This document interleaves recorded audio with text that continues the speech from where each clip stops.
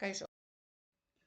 Oposaketak prestatzen hasi nahi izan ezkero, Euskal Autonomia Erkidegoan zein Nafarroan eta laguntza behar baduzu, hau izan daiteke behar duzuna. Nola dago diseinatuta eskaintza hau? Irakasleak online prestatzen aritu naizen azken urteetan, azken balorazio egiterakoan irakasleek gauza bera botatzen zuten faltan.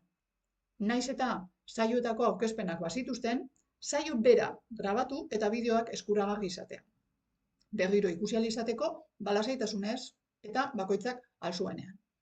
Eta nik ikusten nuen saioetan aurkezpenaren gainean azapenak ematen dituenean, nik bakarrik hitz egiten nuela. Eta zalantzak eta galderak hurrengo egunetik aurrera zetozela. Ondorioz, pentsatu nuen, zergatik ez grabatu saioak, eta grabazio bideoa eta bertan erabilitako aurkezpenak, apunte, funtzio, beteko dutenak, irakasleen eskura jarri eta bakoitzak alduenean ikusteko aukera eman. Eta zalantzak argitzeko, idatzi edo deitu dezakete nahi dutenean. Eta hau da eskaintza honen oinarria. Bideo honetan sakonago azalduko dudana. Nor da Nio? Nio irakaskuntzan 30 urte baino gehiagorekin esperientzia askoko irakaslanaz. Bokaziozko irakaslanaz gustoko dut nire lana. Daukadan formazioagatik 4 etapetan lanean aritu naiz. Bai atzeatzen, bai eleatzen, debeatzen, zein batxilergoan. Zuzendaritzan ere 10 urte eman ditut. 4 ikasketa buru bezala eta 6 zuzendari bezala. Berrikuntza arduradun gisa ere lanean aritu izan naiz. Eta hau dela eta, nire funtzioak medio eta gustoko dudan lana dalako, hainbat programazio eta ikasegoera diseinatu eta diseinatzen lagundu dut. Honek, dekretu berrian aditu bihurtu nahuelarik.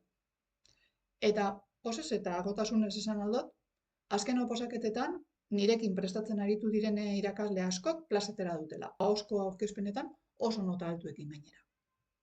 Gurekin edozein zalantza argitzeko, bai gmailez, zein telefonoz harremanetan jar zaitezkete. Eta Nio gehiago ezagutu nahi izan ezkero, hor badaukazu Instagrameko, Facebookeko edo gure web orrian ere kontsultatu dezakezu informazioa. Ikus dezagun eskaintza zertan oinarritzen den. Ikusiko dugu zer suposatzen duen oposaketa bat prestatzeak. Holako prozesu bat gorabeheratsua da, animikoki, neketzue. Batzutan pentsatuko dugu bideo honetik goazela, da beste batzutan pentsatuko dugu honekin ezin dut eta usteko zorian egongo gara. Eta probetako egunak hurbiltzen doazen heinean, urduritasuna eta estresa areagotu egiten da. Beraz, demoraz hasten bagara eta prestatzen badugu, ziurtasun gehiagorekin joango gara. Eta honela, lasaiago egoteko arrazoi gehiago izango ditugu. Horregatik, garrantzitsua da aurretik jakitea zer suposatzen duen oposaketa bat prestatzeak. Oposaketa gainditzea zaila da, baina ez da zinezkoa. Ikasketa eraginkorrarekin eta lanarekin posible da. Beste batzuk egin badute, zergatik ez nik.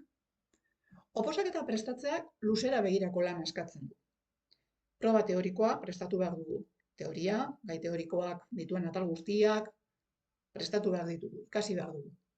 Proba praktikoak ere, horretan trebatu behar gara. Ahozko aurkezpena eta ahozko defentsa prestatu behar dugu. Eta honetarako, programazio didaktiko bat sortu behar dugu. Euskal Autonomia Erkidegoan 9 ikasegorekin eta Nafarroan 10 ikasegorekin. Eskutik eramango gaituen aditu bat alboan izateak laguntza ematen du. Asko, ziurtasuna ematen digu. Egiten gauden hori modu egokian egiten gaudela. Baina norberaren lana ezinbestekoa da. Oposaketetan notarik eta altuen ateratzera goaz. Ez goaz bakarrik oposaketa gainditzera. Plaza lortzeko alik eta notarik altuena lortu behar dugulako.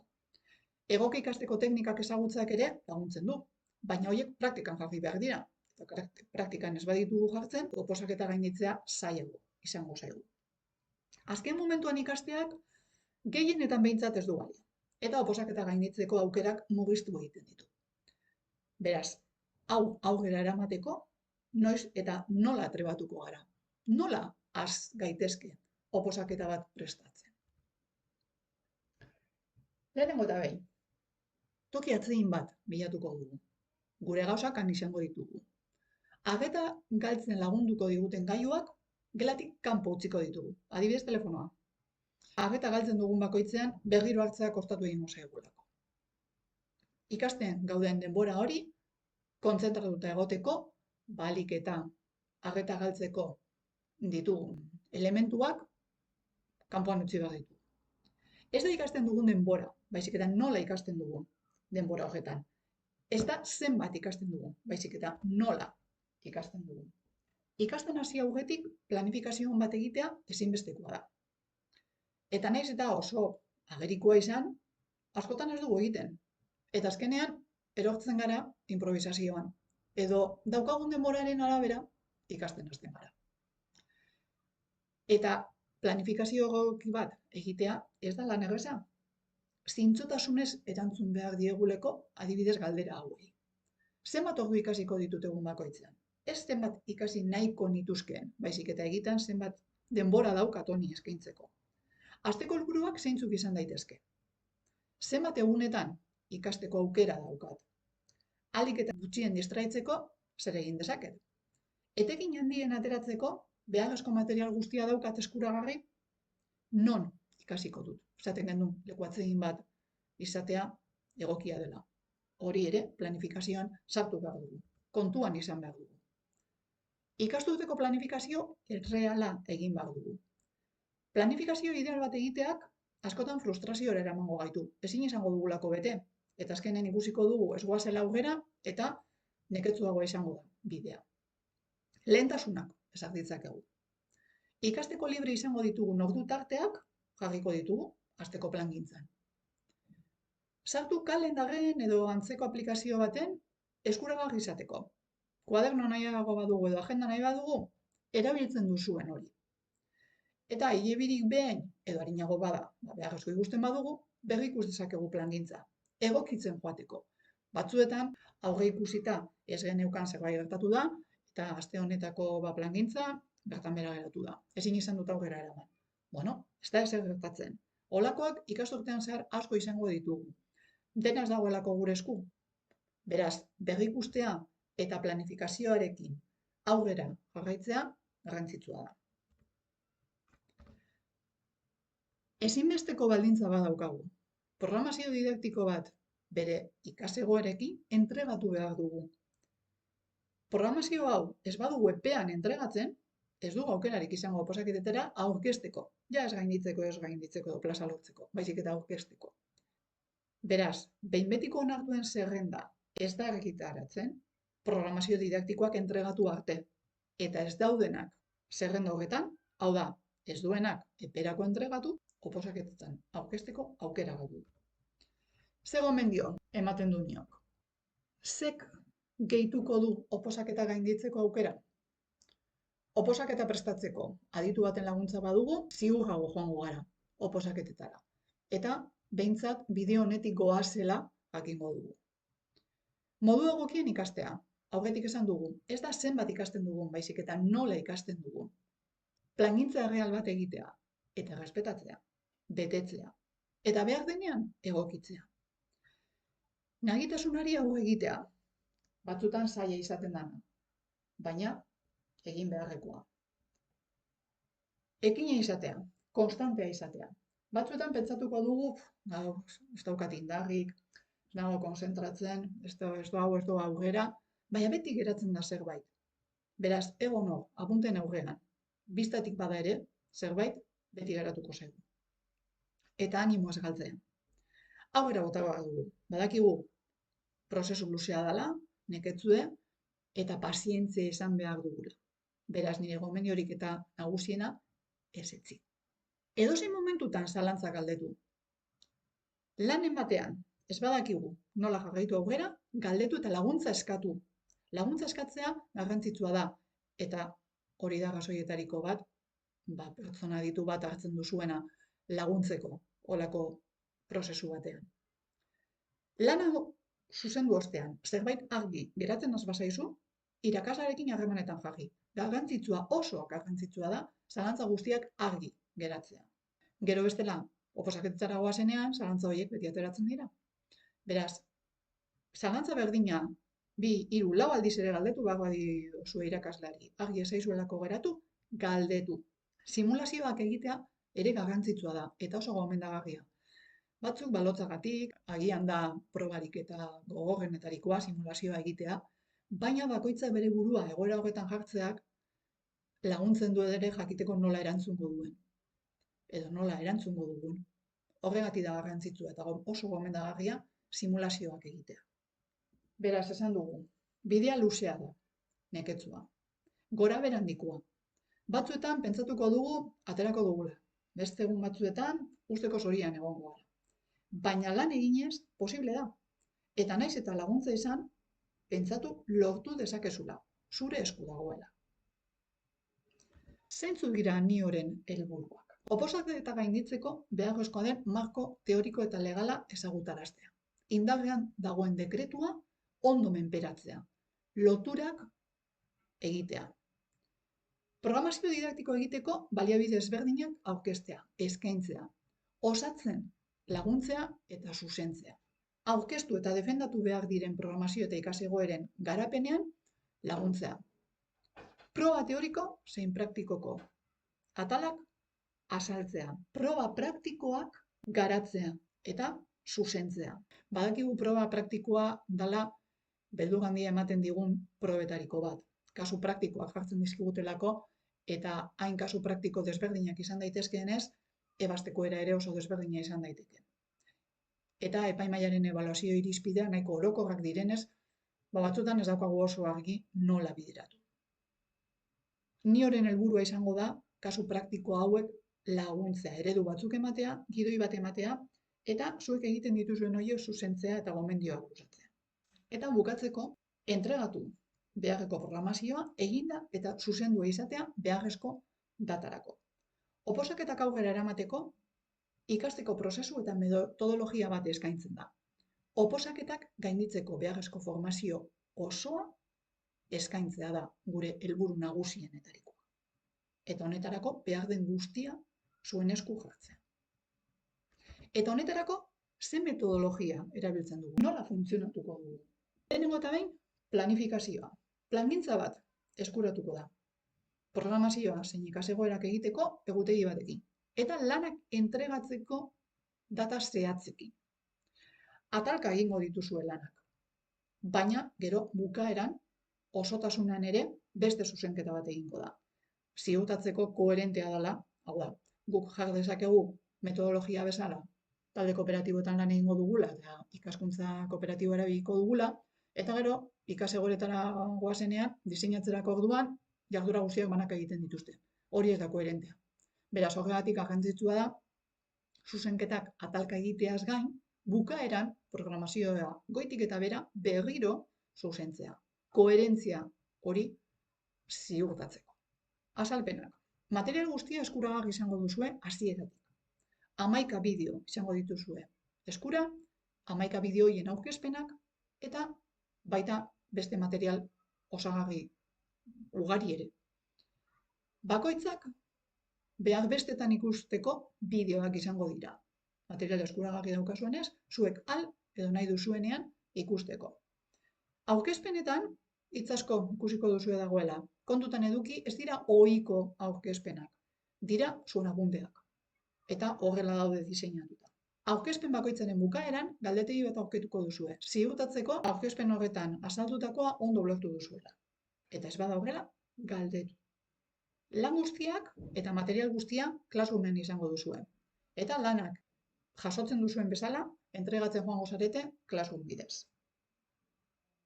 Material gehigarria eta osagarria ere Classroomen izango duzue. Txantilloiak, protokoloak, dekretuak ikasgaika, 21. mendeko erronkak, garapen iraunkorreko helburuak, IDU ikaskuntza diseinu unibertsala, Blumen taxonomia, ikasteknikak, bibliografia bat nola osatu. Ikastaroan zehar, dokumentu interesgarririk edo ikusten badut, zuentzako erabilgarri izan daitekeela, Classroomen txertatuko nuke. Eta zuek ikusten baduzue zerbait behar duzuela edo falta motatzen duzuela, mesedez, eskatu. Eta nik bilatu eta eskainiko dizuet. Zuzenketak.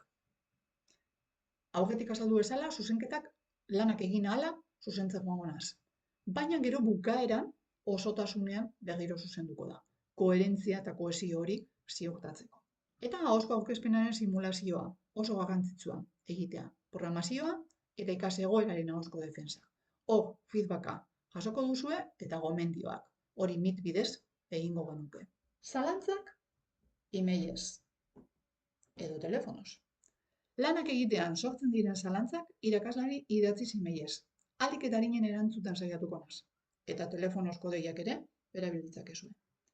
Ez dago zalantzak bidaltzeko edo erantzuteko ordutegirik, ez da mezu kopuru zehatzik. Lanean hasten zaretenean sortzen dira zalantzak. Beraz, bakoitzaren ordutegia desberdina denez, bakoitzak behar duenean idatzi. Eta nik aldudanean erantzungo dizut. Ikusten bada zalantza sorta dagoela eta idatziz baino, bideodei baten bidez hobeto azalduko garela, arazo barik. Adostuko genuke data eta ordutegi bat ondo datorkiguna eta Meet bidez argituko genituzke zalantzak. Beraz, hau guztia modu honetan eramateko, zer da niok eskaintzen duena? 11 bideo eta 11 aurkezpen idatzi. Material osagarria, aurkezpen gehiago, ereduak, ikasteknikak, bibliografia, gaitegiak, adoskuntza eta eleatzeko espezialitateak barne. Lanen inguruan, bideo bakoitzearen bukaeran lan bat izango duzue. Eta galdetegi bat, galdetegi hau zuentzako da. Gomendagarria, zuek ziurtatzeko ulertu duzuela ondo azken aurkezpen horretan agertzen zena. Beraz, da zuentzako autoebaluazio antzeko galdetegi bat. Baina, bai agertuko da lan bat, eta lan hori izango da programazio edo ikasegoeretako atalak osatzen joatea. Gero bukaeran danak batu eta programazioa entregatzeko moduan usteko. Eta beste lan bat izango duzuena izango da lau kasu praktikoren enuntziatu izango duzue eta hoiek garatzea. Horretarako materialean informazioa izango duzue, kasu praktiko bat, ze gidoi erabil dezakegun, ereduak izango dituzue, gomendioak eta guk ikusten dugun beharrezko material guztiak. Zuzenketak, programazio didaktikoarenak, ikasegoerenak eta lau kasu praktikorenak. Ahozko aurkezpena eta defentsa, ereduak eta simulazioak, programazio eta ikasegoera baten edo biren ahozko defentsaren simulazioak egingo dira, feedbacka eta gomendioak eskainiz. Zalantzak argitzea edo zein momentutan. Gomendatzen da emailez, baina telefonoz edo Meet bidez ere egin izan daiteke. Ikastaroaren iraupena. Noiz hasten da ikastaroa eta noiz bukatzen da. Ikastaroa azken batean bakoitzak hasten du nahi duenean. Eta bukatu normalean ikasturte bat irauten dute ikastaro hauek. Eta horrela daude egituratuta edo diseinatuta. Posible da denbora gutxiago ere egitea. Gehiago, baliteke egoeraren bat edo suertatzea edo adibidez oposaketak irailean badira egin naiz ekainean ikastaroarekin ez dizuet esango ez, 12 hilabetetan bukatu da. Hori ziurtatuko gendun izena ematerako orduan, noiz hasi eta noiz bukatuko dan, aurreikusten bada oposaketak egongo direla ikasturte horretan. Zuek izena ematen duzuen etapa horretarako. Zalantzak beti galdetu ahal izango dituzue. Nahiz eta ikastaroa bukatuta egon. Bai oposaketei buruzkoa, bai ordezkapenen inguruan, bai hezkuntzako munduaren inguruan. Nik dakidan heinean argituko dizkizuet. Zergatik nio? Badaude akademia, badaude aditu gehiago prestatzen dituztenak oposaketak. Eta egia da bakoitzak aukeratu behar duela bere behar izanetara gehien egokitzen den pertsona hori. Oposaketa batean faktore asko parte hartzen dute. Norberaren izaera, prestakuntza, animoa, urduritasuna, zenbat denbora eskaini ahal diogun oposaketak prestatzeari. Etzen daukagun egoera, ondo menperatzen dugun gai bat den edo ez. Baina prestakuntzan lagundu ahal digun aditu batek beti emango digu ziurtasuna. Eta gu oposaketa batera goazenean, joan behar gara, egitan egin duguna ondo dagoela sinistuta. Guk sinisten badugu, hori da transmitituko duguna. Beraz, zergatik nio? Material guztia lehen egunetik izango duzu eskuragai. Alduzunean, edo zu nahi duzunean ikusi eta aztertzeko. Eta lanak egiten ere, hasi aldi izango zara, zu nahi duzunean. Ahozko aurkezpenetarako simulazioak, gomendioak eta feedbackarekin. Ahozko aurkezpena, egia da, teoriko eta praktikoa gainditu behar dugula erinago, baina gero ahozko aurkezpeneko nota erabakigarria izan like plaza lortzeko edo ez. Beraz, garrantzitsua da simulazio hauek egitea. Online eta norberaren erritmora, ordutegirik gabe. Eskaintza pertsonalizatua da, plangintza egokitu batekin. Nik bidaliko nizueke, plangintza hori nola eta gero joango zarete berrikusten, edo joango gara berrikusten. Une oro jarraipena eta tutoretza, edozein momentutan galdetu ditzakezu zalantzak. Ikasle horien emaitza bikainak izan ditugu, azken urteetan, beraz, argo esan dezaket hori ere. Eta ikastaroa bukatuta egonda ere, edozein zalantza galdetzeko aukera izango zenukete. Bueno, eta nola eman dezaket izena ni horekin oposaketa prestatu nahi baditut? Prozesua, aurretik esan dugu gogorra da, eta ekonomikoki ere kostu handikoa da. Beraz, zalantza guztiak argi dituzula ziurtatu, inon izena eman baino arinago. Horretarako, egin behar beste galdera, edo zer erabaki aurretik. Zalantza guztiak argituta daudenean, nioren eskaintzarekin aurrera jarraitu nahi baduzu, idatzi nio.posaketa@gmail.com helbidera eta izen emate horria eskuratuko zenuke. Materiala eskuratzeko, izen emate horri hori eta banketzeko ordainagiria bidali berriro niora, eta material guztia eskuragarri izan eta plaza lortzeko bidean egongo zinateke. Espero argi azaldu izana, baina edozein zalantza izatekotan, idatzi nio.posaketa@gmail.com helbidera edo deitu hora hartzen den telefono horretara. Eta bai Instagramen, Facebooken edo gure web horria bizitatu nahi baduzue, hor ere informazioa aurkituko duzue. Eskerrik asko zuen arretagatik eta espero zuen berri izatea. Agur eta sorte on oposaketetan.